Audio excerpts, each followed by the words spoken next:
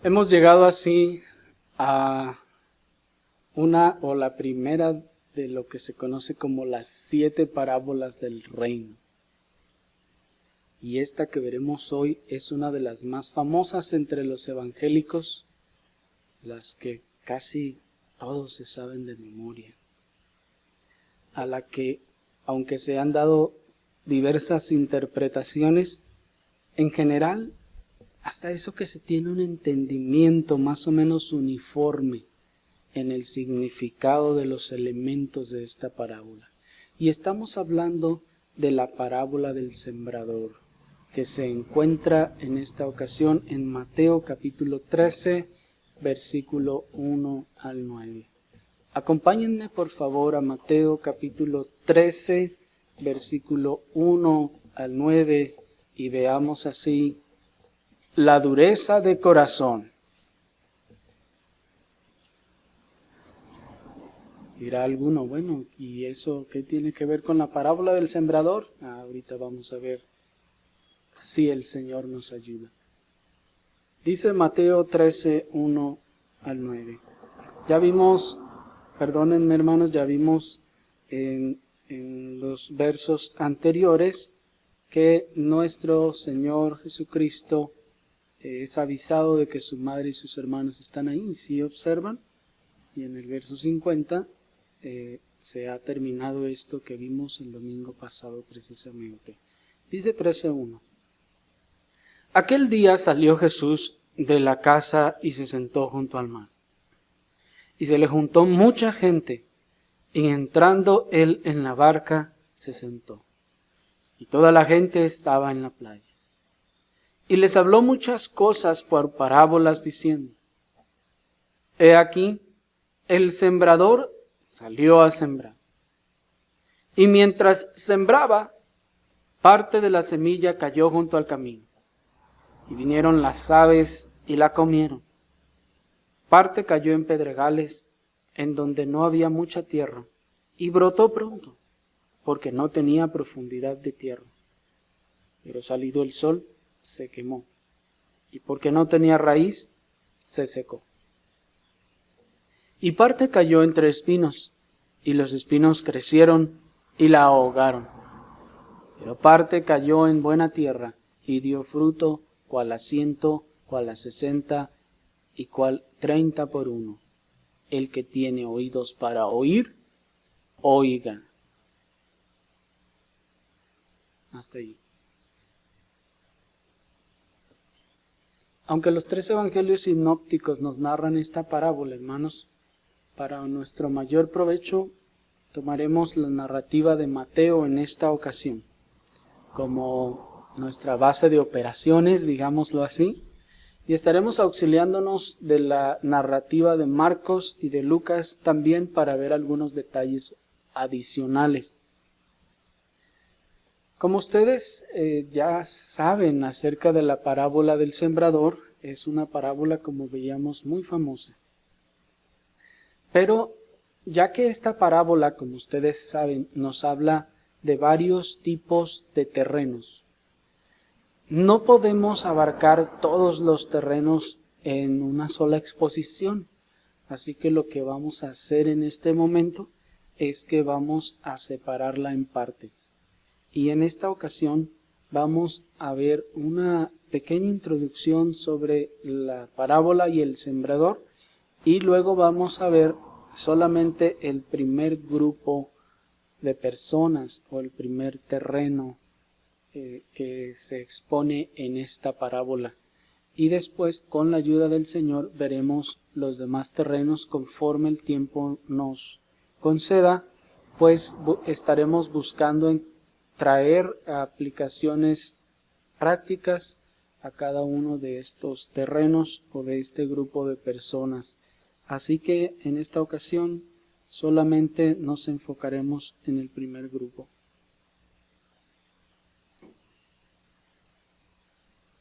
Si ustedes observaron, Marcos nos dice que la multitud que fue a escuchar a nuestro Señor Jesucristo era tal que nuestro Señor Jesucristo se vio obligado a entrar en una barca y predicarles desde el mar. ¿Se acuerdan que lo leímos en Marcos 4:1? El Señor va a ese lugar y va a predicarles la palabra, pero hay tanta gente que el Señor tiene entonces que subirse en una barca y se hace un poquito hacia el mar, pues la gente se apretaba. Y noten otra cosa también importante, el Señor nos dijo Marcos que se sienta a hablarles, cosa que era muy típica de los maestros judíos de aquella época. Y mientras la gente permanecía allí de pie incluso, el maestro o el rabí estaba más bien sentado exponiendo la palabra. Por eso el Señor en otra ocasión les dice a sus discípulos, sobre la cátedra de Moisés se sientan los escribas y fariseos, así que escúchenlos lo que les dicen, pero no hagan lo que ellos hacen. Bien. Luego el Señor empieza a hablarles por muchas parábolas, pero Marcos y Mateo nos dicen que son muchas parábolas, pero solo nos hablan en este caso o por el momento de el sembrador. Es un sembrador, un hombre que tiene un terreno y va a sembrar en su era o en el lugar donde él va a sembrar su campo. Y tal vez nos pueda ser más sencillo para la comprensión de esta parábola asociar esta siembra que va a hacer este sembrador con la siembra del trigo y la cebada, antes que con la siembra del maíz que nosotros conocemos. Y tal vez también nos sea más sencillo para el entendimiento de la parábola que nosotros asociemos en nuestra mente el terreno montañoso y semidesértico de aquellos lugares que los fértiles campos de muchos de los valles que tenemos en nuestro país. En otras palabras, yo no sé ustedes, pero sin conocer al Señor, cuando yo alguna vez oía de esa parábola y del sembrador, yo imaginaba en mi mente el sembrador andando entre los surcos, esos surcos ya arados, hechos para la siembra. Pero dense cuenta que esos surcos, por lo general, se hacen para cierto tipo de siembras. El maíz, por ejemplo, tiene que tener una distancia entre los surcos para que cuando la planta crezca, las hojas y todo pues no choquen unas con otras, ¿no? Y además, si se sembraran todos juntos, imaginen ustedes que toman un puño de maíz y lo arrojan a la tierra o lo siembran así aventándolo y salen muchas milpas, se van a ahogar unas a otras. Entonces, probablemente solo las del exterior puedan crecer lo suficiente para dar fruto, pero las otras, que son impedidas de sol y de muchas otras cosas, entonces no dan el fruto. Por lo que debemos entonces comprender que este sembrador está sembrando probablemente trigo o cebada, que es a la vez también mucho más consecuente con el tipo de agricultura de la nación en aquella época. Pues ustedes saben que el maíz lo importamos los mesoamericanos al resto del mundo, o más bien lo exportamos, ¿verdad? Lo exportamos al resto del mundo y por lo tanto en aquellos lugares no se conocía. Pero sí se conocía el trigo.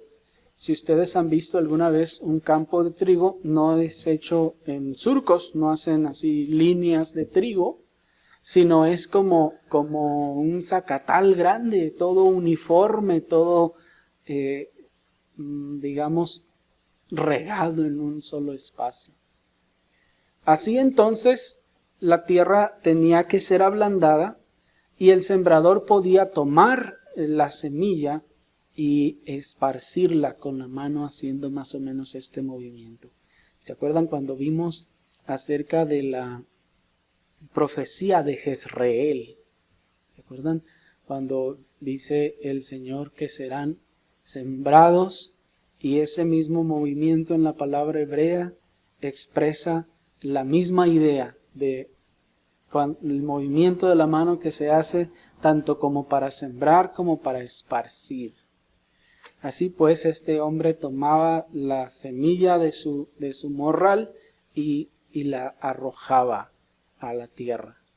Aquí entonces no hay surcos que tenemos que estar siguiendo, donde echamos 2 o 3 semillitas por orificio que se haga o por el surco.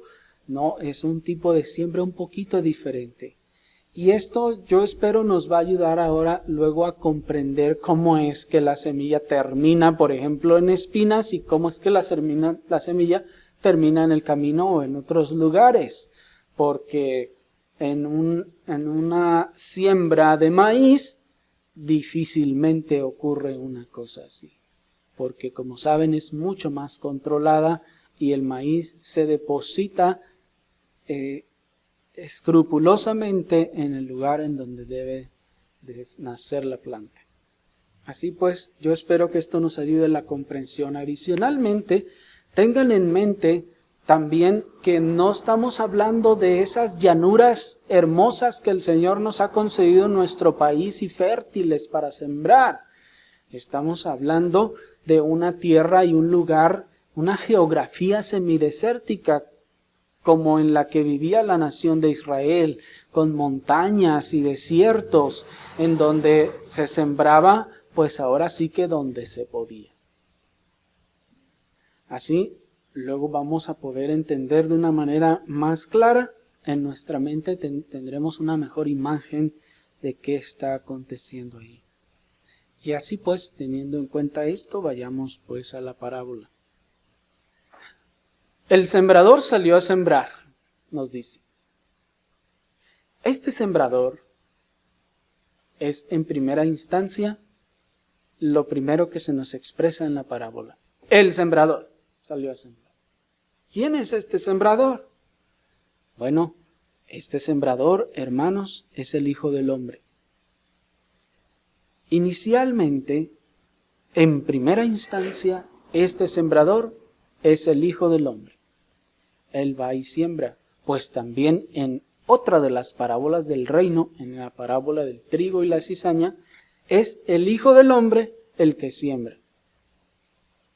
Pero esto era en primera instancia. Esto no significa que es Él el único a quien se puede asociar este elemento de la parábola, sino que como una figura, al ser una figura, el sembrador una figura, por extensión, también está incluido todo aquel predicador que anuncia el Evangelio.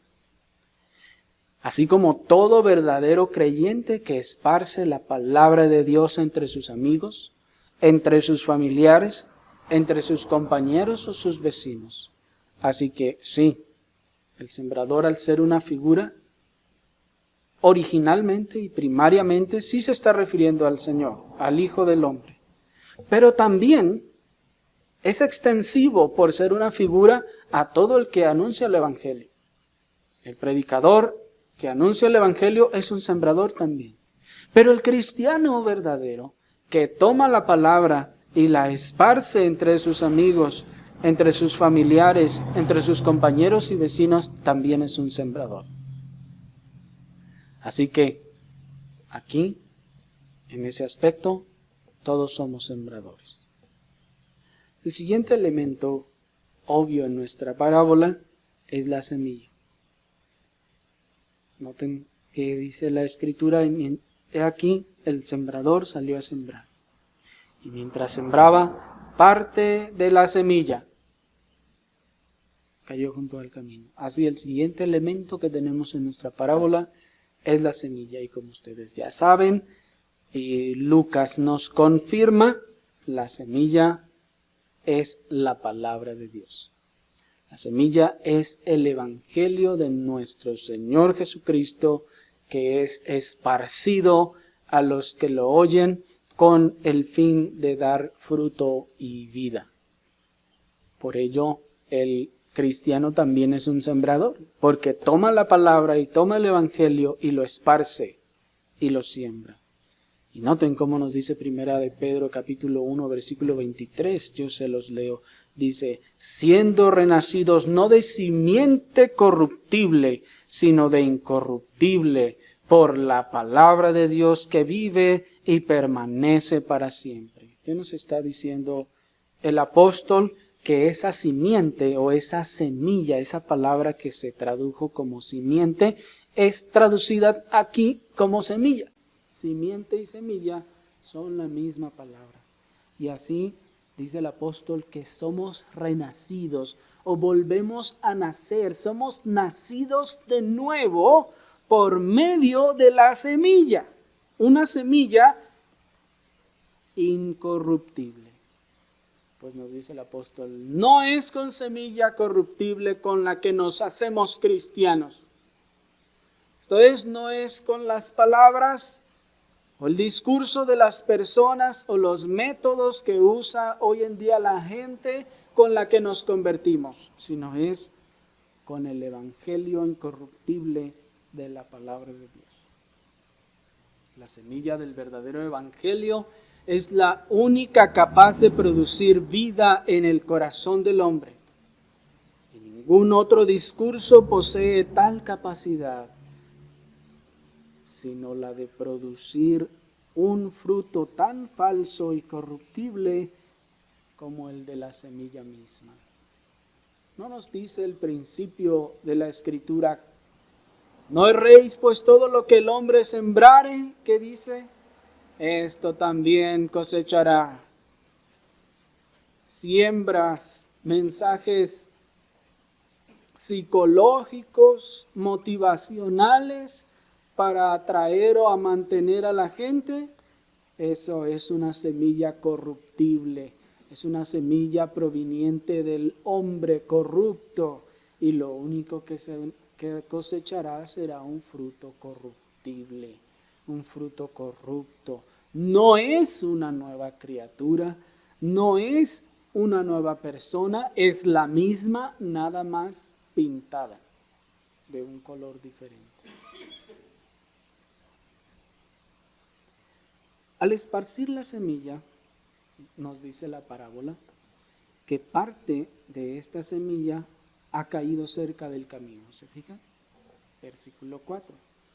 Y mientras sembraba, parte de la semilla cayó junto al camino, y vinieron las aves y la comieron. Al esparcir pues esta semilla, parte de ella cayó cerca del camino. Esta parte del terreno no ha sido ablandada, sino que el pasar de los hombres y los animales ha endurecido este terreno y por consiguiente la semilla no puede penetrar la tierra y queda allí al descubierto.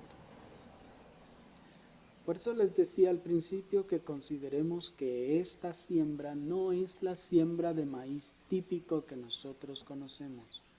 Es una tierra que ha sido ablandada en general por el agricultor, por el sembrador, y entonces ahora arroja la semilla.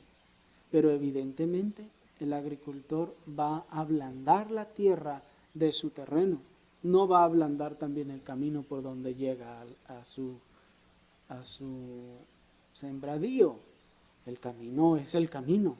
El camino no lo ablanda. Ablanda solamente el terreno, el lugar donde va a sembrar. Y allí también hay soberanía, hermanos. Y como dijo el Señor, el que tiene oídos para oír, oiga. Allí hay soberanía y allí hay elección también. Pero al arrojar la semilla en este estilo, en esta acción, noten que la semilla va a caer y probablemente alguna rebotar y alguna irse un poco más hacia allá y esparcirse y caer cerca del camino. Y por las condiciones del camino, entonces esta semilla no va a quedar en la tierra blanda y semicobijada por la tierra blanda, sino que va a quedar expuesta a la intemperie. ¿Y cuál es la razón de que la semilla no penetra en la tierra? Porque la tierra está endurecida. ¿Sí? Al estar la tierra endurecida, la semilla no puede entrar allí y se queda en la superficie. No entra al corazón de la tierra, se queda en la superficie. ¿Y qué ocurre? Vienen las aves y se la comen. La tierra aquí, nos enseña el versículo 19, es el corazón del hombre. Acompáñenme a ver el versículo 19. Recuerden ustedes que los discípulos no comprenden la parábola y el Señor se las explica a continuación. Miren cómo dice el verso 18 y leamos luego el 19. Oíd pues vosotros la parábola del sembrador. Cuando alguno oye la palabra del reino y no la entiende, viene el malo y arrebata lo que fue sembrado. ¿En dónde? En su corazón. Este es el que fue sembrado junto al camino. ¿Qué es entonces por inferencia la tierra? ¿A qué representa la tierra? Al corazón del hombre, a las personas. Y en este caso, si ustedes notan, en este primer caso que el Señor nos muestra, la tierra es demasiado dura para que la semilla se introduzca. Esto es, en otras palabras, el corazón del hombre es demasiado duro para que la semilla se introduzca. ¿Ahora comprenden por qué les dije que se iba a llamar la dureza del corazón? Porque ese terreno representa, como ya nos dijo el Señor, el corazón del hombre. Y ese corazón, como la tierra, está duro. Y como corazón duro, esto hace que la semilla no sea recibida. El corazón del hombre es lo bastante duro para recibir o para aceptar la semilla del Evangelio. Hay corazones duros que no quieren recibir la semilla del maravilloso y bondadoso Evangelio de salvación. Sí los hay. Y sobre todo cuando se predica el verdadero Evangelio. Y no esos mensajes sensibleros de Cristo te ama y tiene un plan maravilloso para tu vida.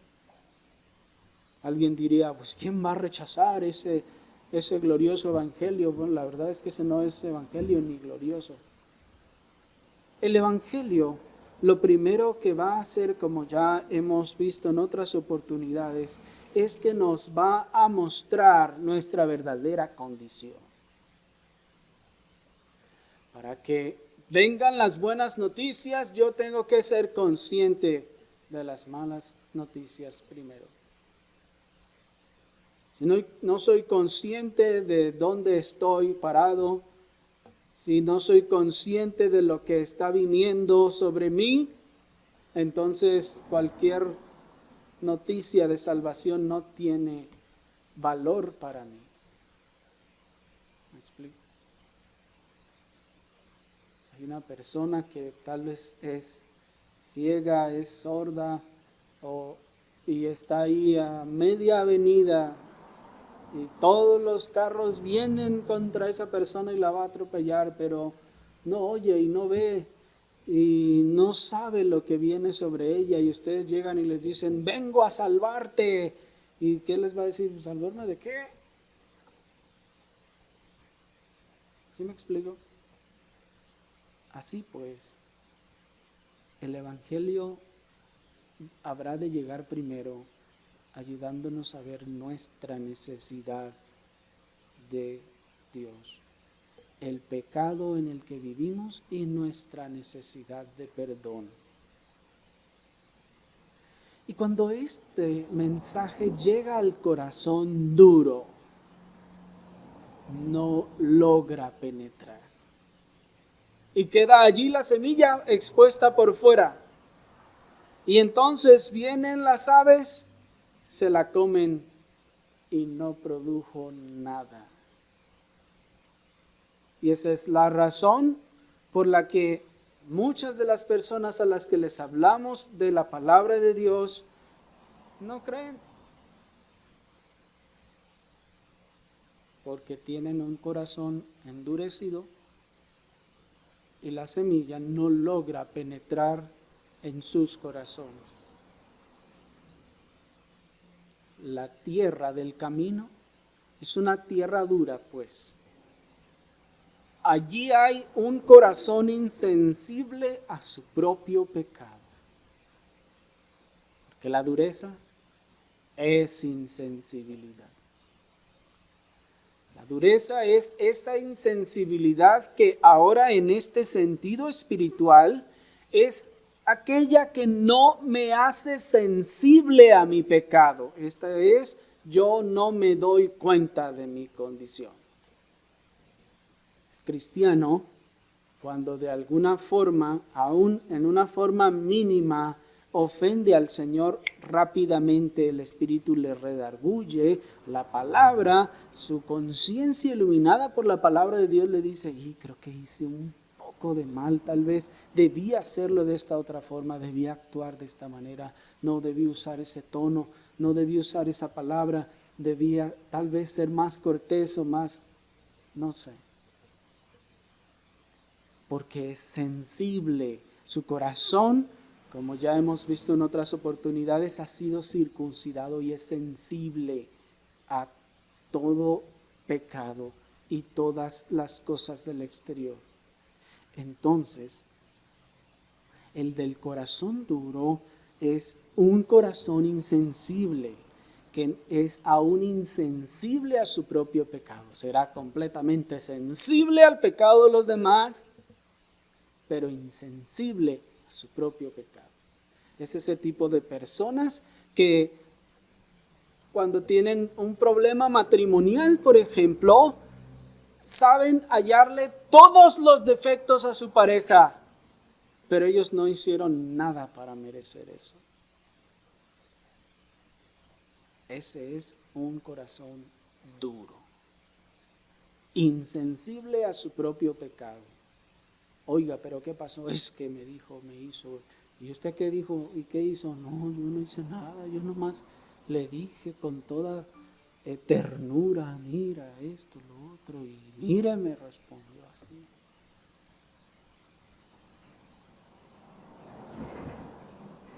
Allí hay insensibilidad de su pecado.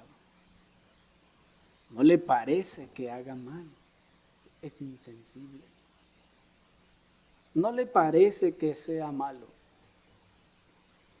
Y es como decíamos en otra ocasión, por eso la Escritura tipifica la lepra con el pecado.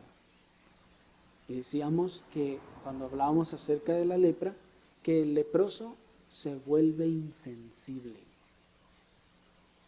La lepra que le cubre el cuerpo le hace insensible. Se puede raspar, se puede cortar y él no se siente. Así pues, la dureza del corazón es esa insensibilidad a nuestro pecado. No le parece que sea malo lo que hace. Sus pecados no son tan graves en sus propios ojos, o ni siquiera existen. Los demás cometen cosas terribles, pero él o ella no comete esas cosas. Nunca ha llegado a esos excesos. Porque en sus propios ojos lo que hacen no es tan grave. Amigo, ¿no tendrás tú un corazón duro como este terreno?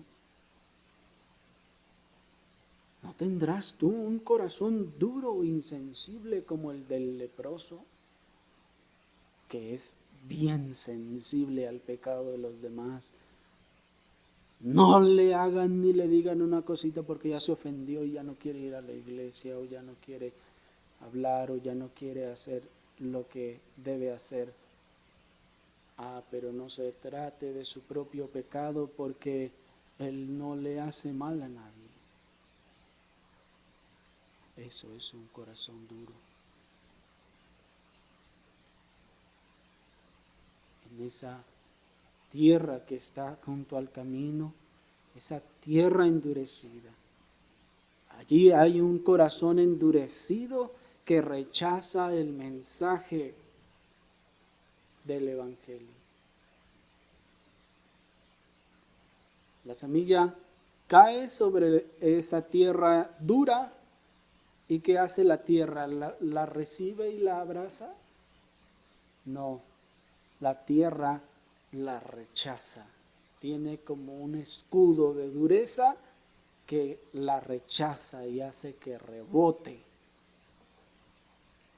la semilla. Y de esta forma, pues, el duro de corazón rechaza el mensaje también del Evangelio y de la palabra de Dios.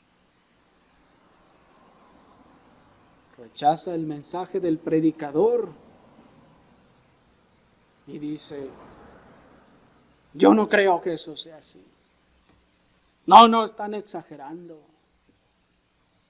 ¿Quién es él para decir lo que está bien o lo que está mal? No, yo no estoy de acuerdo con eso. No, yo no creo eso. O, por otro lado, podrá decir, sí, bueno, sí es cierto lo que dice, pero es que esto y esto y esto. Ese también es un corazón duro. Y en ese sentido, la dureza de corazón puede ser pasiva o puede ser activa. Hay una dureza de corazón que es activa y hay otra que es pasiva. La dureza de corazón activa es aquella que rechaza con violencia lo que escucha sobre su condición. Es activa rechazando lo que oye sobre su propia condición y dice, no es cierto, yo no soy así como dicen. Tiene puesto un escudo duro que oye las verdades de su condición, oye su pecado, es confrontado con su pecado, es evidenciado de su pecado, se identifica con esa mala acción que está expresando el predicador, pero dice, no, yo no soy así, yo no soy ese, yo no le hago mal a nadie. Ese predicador está muy equivocado.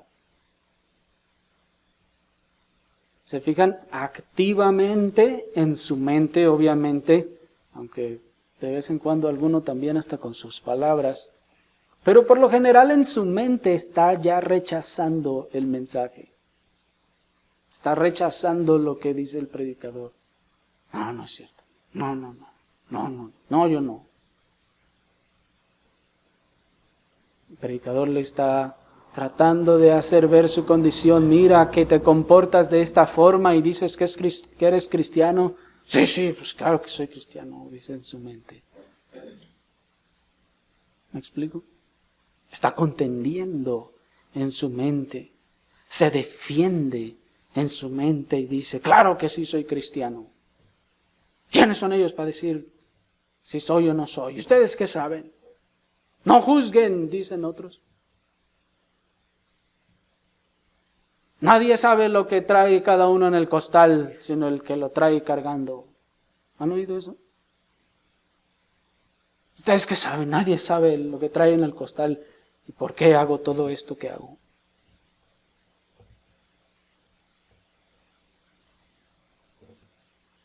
Mientras que el que tiene un corazón duro, está endurecido, pero es una dureza pasiva. En su indiferencia se le resbala todo. Es decir, No debemos pensar que el duro de corazón es el que siempre está rechazando y alegando y defendiéndose de todo lo que escucha. Porque también hay otro duro de corazón que tal vez no es igual de beligerante, pero que es duro también, pues no recibe, la palabra no penetra. ¿Por qué no penetra? Porque se le resbala toda. Se le resbala en indiferencia y en apatía. Esto es, no interesa lo que diga el predicador. Pues es lo que él piensa. Sí, es cierto lo que dice, pero no conocen mi caso.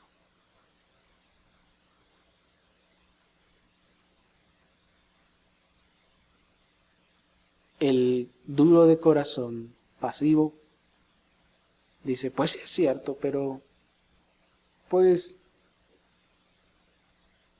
ya Dios conoce mi corazón. Pues sí es cierto, pero pues es que uno también tiene otras cosas que hacer. Pues sí es cierto, pero pues es que le va a hacer uno. Uno es débil, o la carne es débil, o uno tiene responsabilidades, o sí es cierto lo que dice, pero pues yo ya estoy muy viejo para estas cosas. Sí es cierto lo que dice, pero pues yo tengo muchas ocupaciones. Sí es cierto lo que dice, alguno dirá, pero pues que lo digan de una mejor manera, que se oiga más bonito.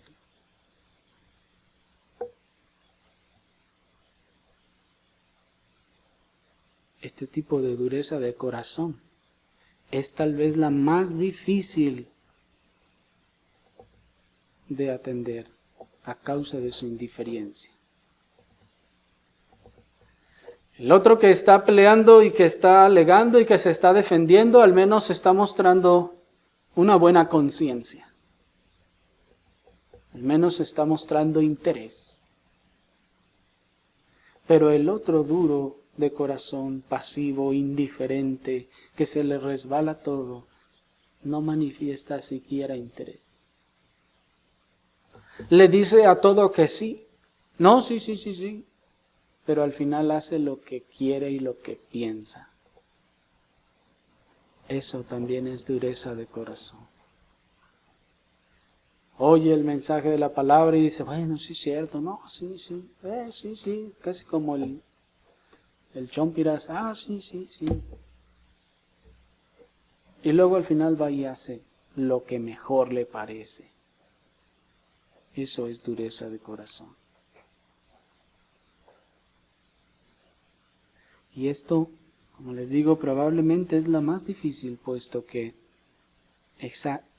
ahí ni siquiera hay interés, hay una completa indiferencia y apatía. Nomás está siguiendo la corriente.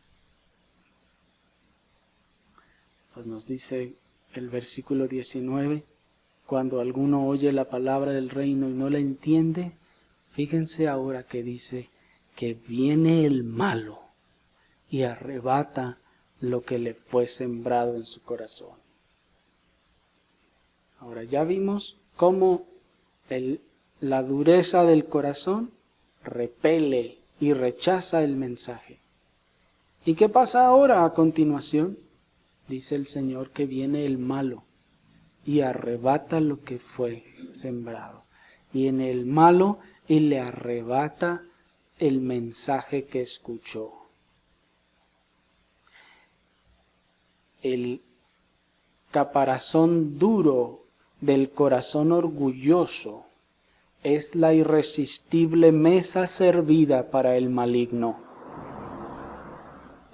El caparazón duro del corazón orgulloso es la irresistible mesa servida para el maligno.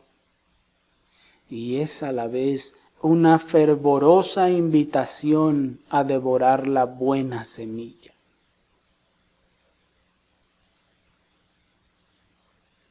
Porque ahí la dejó. No la quiso comer. Se resistió a recibirla. Y allí está la semilla expuesta. La ha rechazado en su mente por su orgullo. Ha rechazado estas cosas y el enemigo lo sabe. Y es allí donde el enemigo aprovecha. Dice el Señor, viene el malo y le quita todo. Y no es que se lo arrebata de que están ahí forcejeando, de que no, dámela, yo la quiero, no, yo, no es ese arrebatar. ¿O acaso los pajaritos andan peleando con la tierra para quitarle la semilla? No, el corazón duro ni la quiso, ahí la dejó ahí. ¿Y qué hace el enemigo? No vaya a ser que luego esta semilla pueda fructificar, mejor viene y se la quita.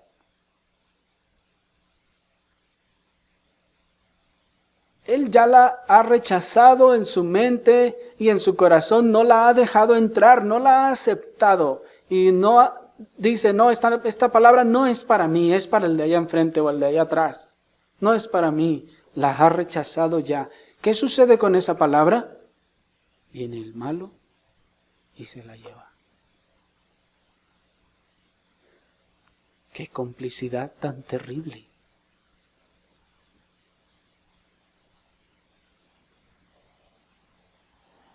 El terreno favorito del diablo es este. De todos los terrenos que vamos a ver, el favorito es este. Allí está la mesa servida del caparazón duro y orgulloso del que no quiere recibir la palabra. Y viene el malo y se la quita. Se aprovecha de que ya en su mente está refutando y rechazando todo lo que oyó. Y entonces ahora viene y le confirma. Sí es cierto lo que piensas. Sí, no, echa de ti todas esas cosas que estás oyendo. No le hagas caso. Tienes tú toda la razón. Ese está mal. Ese que te está hablando está muy mal. Sí, no, olvídalo todo lo que dijo, olvídalo. Y así se llevó todo lo que se había esparcido sobre el corazón duro.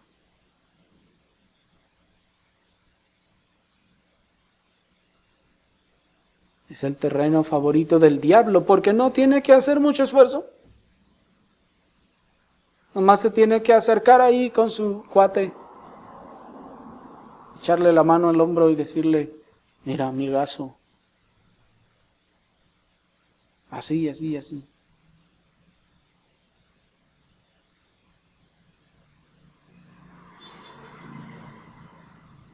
Amigo, tú le estás dando en bandeja de plata todo el bien que Dios te concedió y con el que pudieras ser salvo. Se lo estás dando.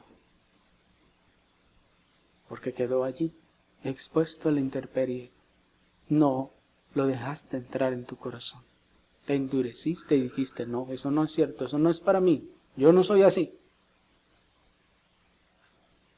Esa es una gran falta de entendimiento. Esa es una gran falta de cordura. Y debemos decir que en realidad es consecuente, pues la dureza de corazón produce el entenebrecimiento de la mente y del entendimiento. No hay un duro de corazón iluminado y congruente y de buen entendimiento. No lo hay. Fíjense cómo dice Efesios 4:18. Entenebrecidos en su entendimiento, excluidos de la vida de Dios por causa de la ignorancia que hay en ellos. ¿Por qué es todo esto? Por la dureza de su corazón. Así que, si ustedes notan, si vamos al revés, el que tiene duro corazón está en ignorancia, está excluido de la vida de Dios y tiene el entendimiento entenebrecido.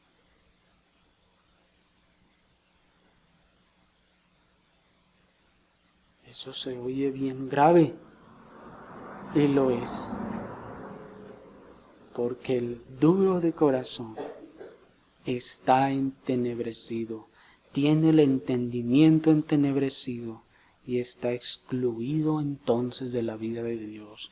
Y antes de ver lo de la exclusión, miren, qué ironía que es precisamente de un lúcido entendimiento del que presume o pretende tener el duro de corazón. Pues el que se defiende en su dureza de corazón pretende tener más iluminación que el que le está redarguyendo. Y noten, aquí no estamos hablando de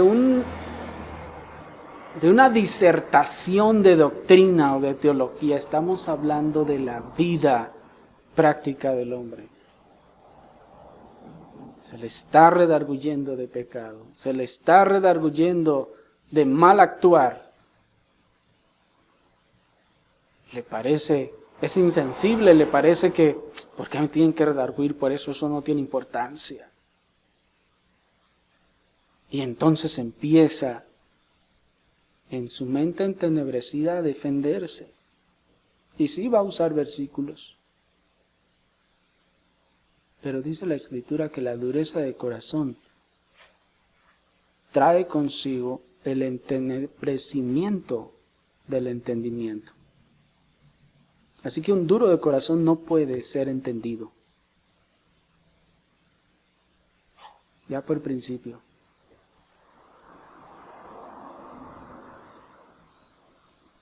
Y mira cómo dice Romanos 2:5, amigo.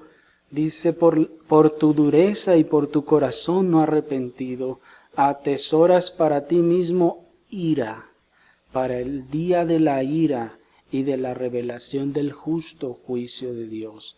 Y lo primero que nos enseña ese versículo es que el duro de corazón no es cristiano.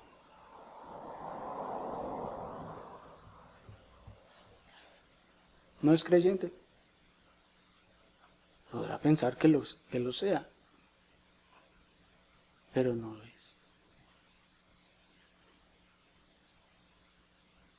Así que, por más que muchos se esfuercen en incluir a este grupo de personas entre los creyentes, en realidad se desprende naturalmente de la parábola que este terreno, este tipo de personas sencillamente no son cristianos. Pues muchos han dicho, aquí están las 4 clases de cristianos. No, eso no es cierto.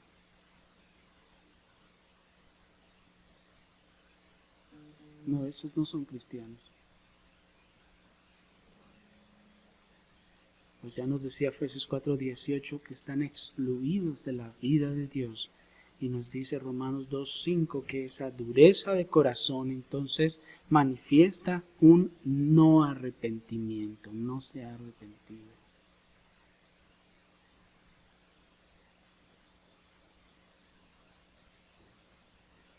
Y entonces, entre más duro se pone, más ira atesora para el día de la ira. Entre más duro se pone el corazón, más bravo, más necio, más ira atesora. Amigo, es como cuando al apóstol Pablo le fue dicho, dura cosa te es darle patadas al pico. Imaginen un pico de ese con el que se escarba, pero que esté bien filosísimo.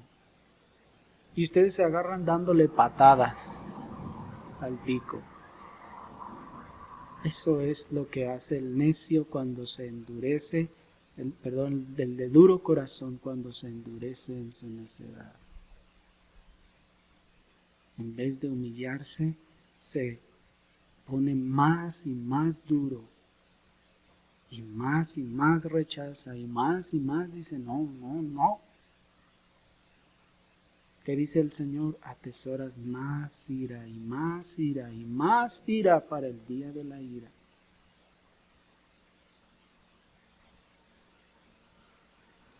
¿Por qué querrás seguir así?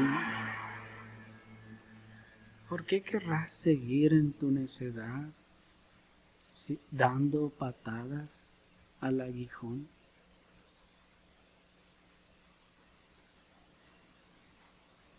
Mira lo que el Señor prometió a los que se arrepienten.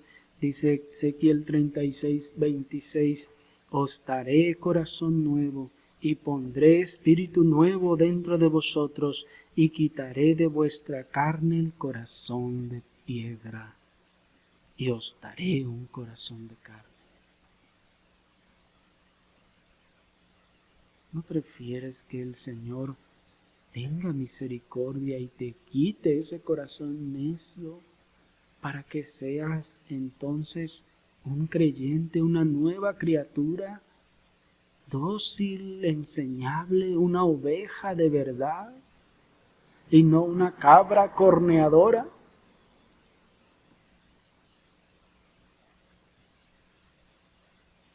Dice el Señor, pondré dentro de vosotros mi espíritu y haré que andéis en mis estatutos y guardéis mis preceptos y los pongas por obra. El Señor está dispuesto a cambiar ese corazón de piedra, ese corazón duro que no quiere recibir el mensaje, si te arrepientes. Si dejas de seguir peleando, si bajas tu escudo, si bajas tus armas hoy, Dios puede perdonarte. Dios puede tener misericordia de ti si hoy dejas de defenderte y de seguir defendiendo tu reputación, tus obras, lo bueno que eres o los años que crees que te han hecho grande o maduro o digno. Clama al Señor y dile, Señor, si yo tengo de verdad un corazón de piedra, muéstramelo, házmelo entender, revélamelo, Señor, redargúyeme con poder y ten misericordia de mí. Y el Señor tendrá misericordia, porque aquí hay muchos otros duros igual y necios de corazón y tal vez peores que tú. Y el Señor quiso doblegar nuestra necedad y nuestra miseria y darnos un corazón sensible a nuestro pecado, sensible a lo que hemos hecho. Que el Señor tenga misericordia de muchos hoy en Cristo nuestro Señor. Oremos, hermanos.